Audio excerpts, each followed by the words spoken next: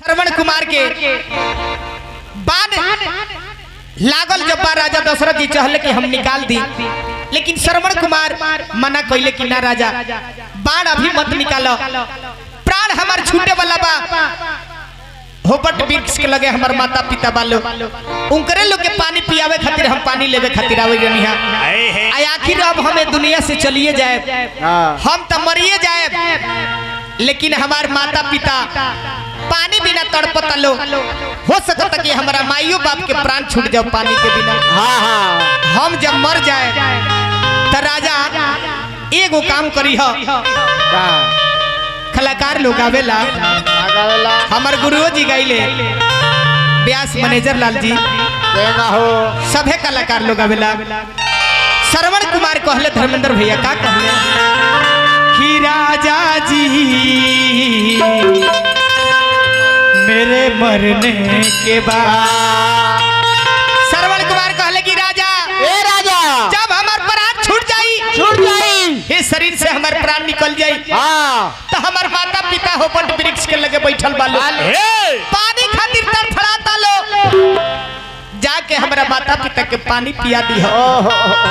पानी पियावला के बाद अपन परिचय दी हो, पता बताई हो, पहले मत बताई हो। श्रवण कुमार कहले कि राजा जी मेरे मरने के बाद इतना कष्ट उठा लेना, राजा जी मेरे मरने के बाद सारा हाल बता देना, राजा जी मेरे मरने के बाद इतना कष्ट उठा लेना,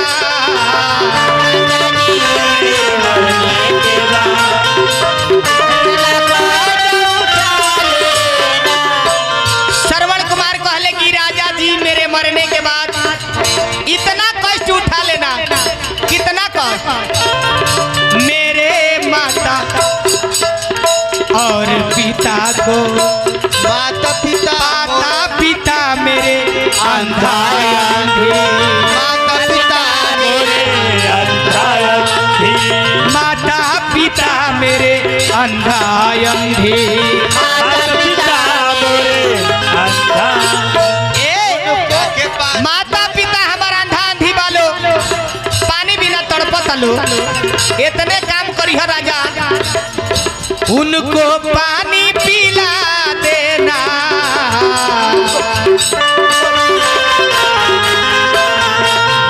उनको पानी पिला देना, राजा जी मेरे मरने के बाद उठा लेना, राजा जी मेरे मरने के बाद उनको पानी पिला देना। राजा जी से कहले कि जब पानी पी ली लो तब हमरा बारे में सारा बात बताओ के बाद। चलिए हमरा ब्रिज भैया पुरस्कार देहनी एक गीत संगीत एक कथा कहानी पर श्रद्धा के जयकार रहल शुभकामना खातिर मालिक से प्रार्थना करब परिवार में सुमति बन रहे। पीले जब तेरे हाथ का पानी, पीले जब तेरे हाथ का पानी, जब तारा हाथ के पानी हमार माता पिता पी ले लो तब ये बात बताओ के बाद सारी बात बता देना,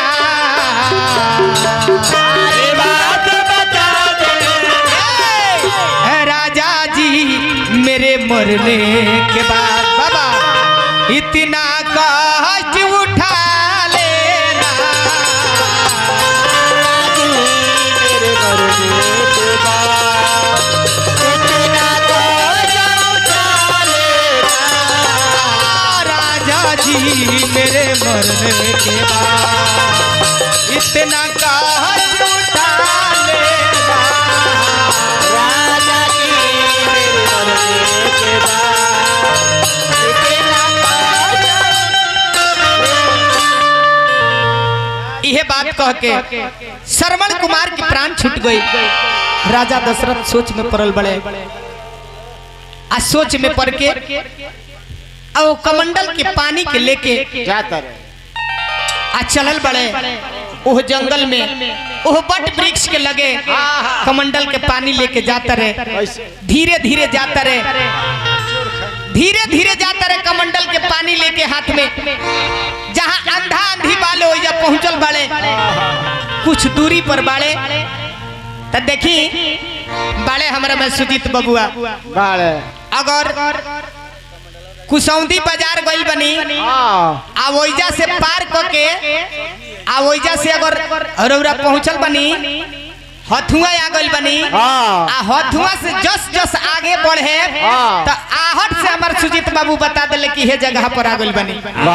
मान ली आज सिसई उसराइन टोला में आ गइल बड़े नु आ एकरा बाद ही जहिया वही तहिया बता दी कि हम हेजा आ गइल बनी, बता दिए कि तरवारा आ गइल बनी, करनपुरा आ गइल बनी, अफराद आ गइल बनी। अब सिसई पेट्रोल पंप पर आवे वाला बनी, मोड़ पर जाए वाला बनी। देखी इनकरा लोग के अंदर इतना अभ्यास होला। एक वावरी हमनी के साथ में बाड़े जेकर नाम हरिद्वार केहू कलाकार नहीं खे जेकर नंबर एक खाली सुन ले सा दोबारा उ ना बता दे ना बता दे। हमनी के आधार कार्ड के फोटो रखी ले सा उ नंबरवे याद रख ले बड़े। बाप रे बताओ ना जेकर नाम हरिद्वार हो सारा कलाकार लोग के नंबर याद बा उनका। इनकर लोग के अंदर आत्मा में ज्ञान होला, ईश्वरीय देन होला इनकर लोग के। तब का त अंधा अंधी जौन बालो श्रवण कुमार के माता पिता आहट से पहचानो तलो उन्हीं लोग के कहल हो जवन हमनी के घर के माई बहन लोग कहेला का कहेला कि ठुमुक ठुमुक मोर श्रवण चले चले, ठुमुक ठुमुक मोर श्रवण चले आ टपर टपर गुड़ के कर करे। त माली की श्रवण कुमार जौन रहले उ साध्वी रूप में रहले ना जी यही रहले खराऊ और रहे। आ राजा दशरथ जौन रहले तो उ राजा रहले, चक्रवर्ती राजा रहले तो उनकर चाल चलन कुछ अलग ढंग के रहे। लेकिन राजा दशरथ चोर भांति गइल बड़े आ जाके खड़ा भइल बड़े। आ श्रवण कुमार के माता पिता कहत लोग बबुआ बबुआ श्रवण काहे देर क देला है, कितना देर से हमनी के तरह के खोजतनी कहां देर लगा देला है बाबू। पानी खोजते खोजते कुछ दूर चल गइला है काहे नहीं खा बोलत खिसिया गइल बड़ा, हमनी से गलती हो गई काहे खिसियाइल बड़ा। राजा इतना बतिया जितने सुनत रहे थर थर कांपत रहे राजा दशरथ। कमंडल के पानी हाथ में बा थर थर कांपत रहे राजा दशरथ। मन में विचारत रहे कि आहा हमरा से ऐसन हो गई। अच्छा कोनो बात नहीं है भैया, हम प्यार हमनी के रहो भाई भाई भाई के एटीएम बा। हाँ इहे चाहिए, हाँ इहे चाहिए। ए भैया राजा दशरथ के डर हो गइल बा, थर थर कांपत रहे।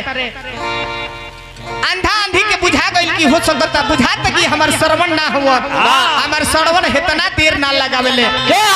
श्रवण हमार रहते तबले बोल देले रहते कहल कि के हुआ काहे नहीं खा बोल। अगर ना बोलब तो तहरा के श्राप देव। श्राप के बाद राजा दशरथ जब सुनले तब बोलले कहले कि हमार नाम राजा दशरथ है, अयोध्या नगर अयोध्या में हमारे घर है, हम यही जंगल में आई रही है,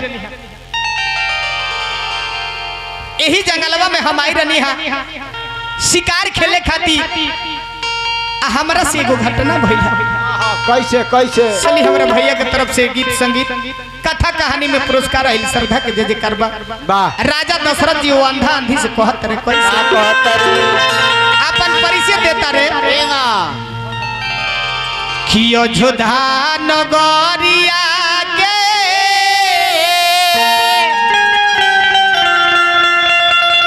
हर घरवा दुआरा यही अयोध्या नगर में हमारे घर हो, घर द्वार हो, घर द्वार हमारे यही अयोध्या में हो। राजा दशरथ